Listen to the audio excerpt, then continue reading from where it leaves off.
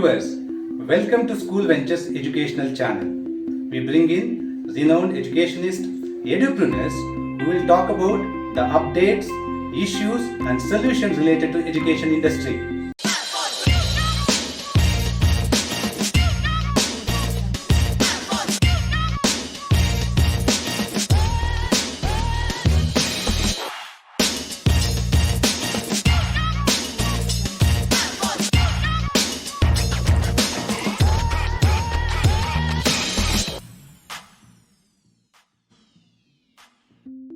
Today, we have a eminent personality from education industry who is going to share his rich knowledge and experience with us.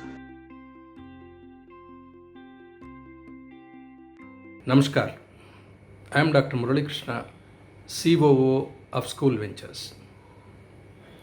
Every year, thousands of schools, K-12 schools, are being established all over India. In fact, all over the country, all over the world. 70% of the schools established by the private sector are adding a glassy veneer, international, to the name of the schools.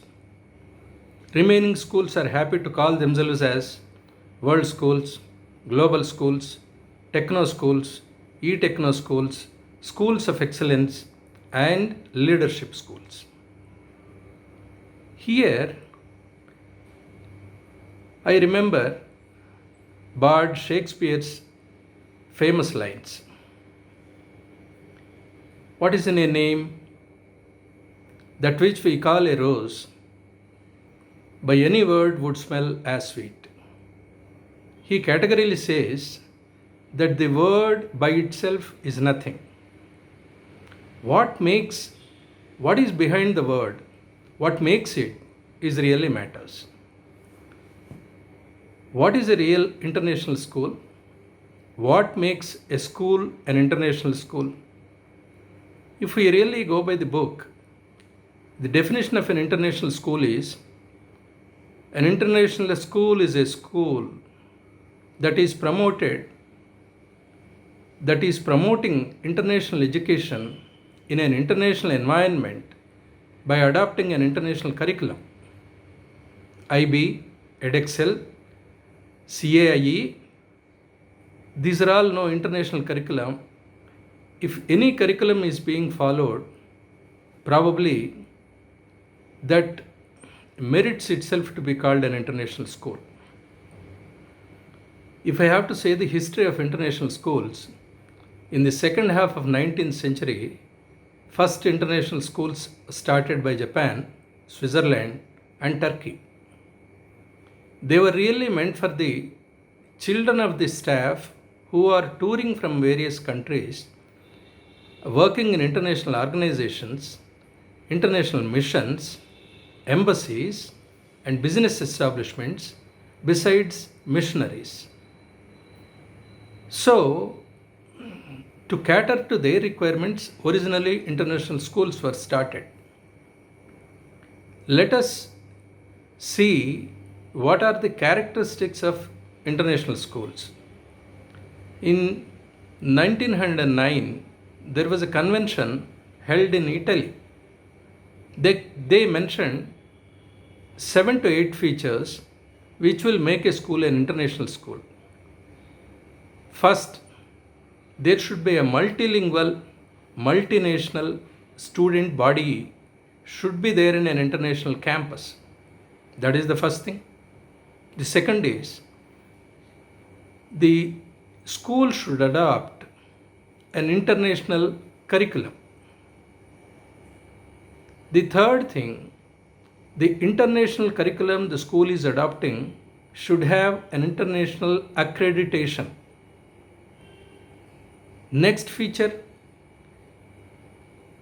the intertransferability of the student community should be possible in an international school campus. That means a student by any chance is living in the middle, he should be able to pursue same education in any other school which is following an international curriculum. Subsequent next point is, it should have a moving community of the students. It also mentions the teacher should have multinational, multicultural, transient nature of the teacher, transient community of the teachers having a multinational and multicultural background. This makes an international school so that teacher can cater to various requirements of international culture. There should not be selective admission. No selection in admission has to be there. If he is only fulfilling the criteria, fine, he should be given an admission. Otherwise, you cannot selectively give admission to a student. The last thing and important thing is, other than the medium of instruction, the student should have a provision to pursue at least a minimum of one foreign language in addition to the language system that is there in the curriculum.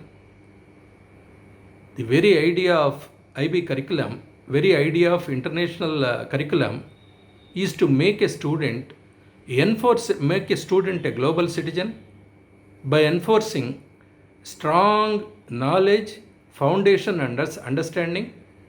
At the same time, foster qualities like independence, interdependence and cooperation among the student community. Later on, the international research organizations have felt one cannot really define what is an international school and what makes a school qualified to be called an international school.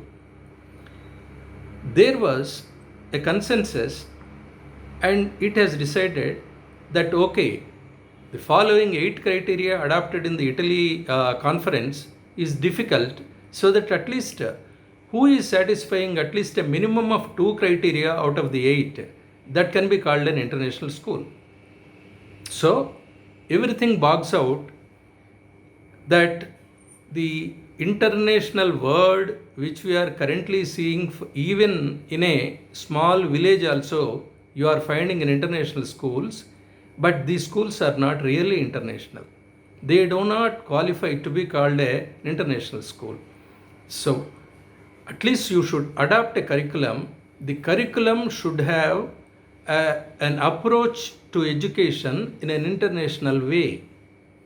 The development with the student, you are aiming at to produce a global citizen, but not know the confinements of the local area or local state, local country is not valid in the education system. So now we need to really understand this. The word international is mainly being used for commercial purposes, but they do not really maintain the qualities, the features which are required to be called as an international school. Henceforth, anybody establishing an international school, kindly ensure that at least a couple of the features mentioned in the Italy conference would be adopted by them so that the school can be called a real international school. To receive more informative videos, please like, share and subscribe to our channel.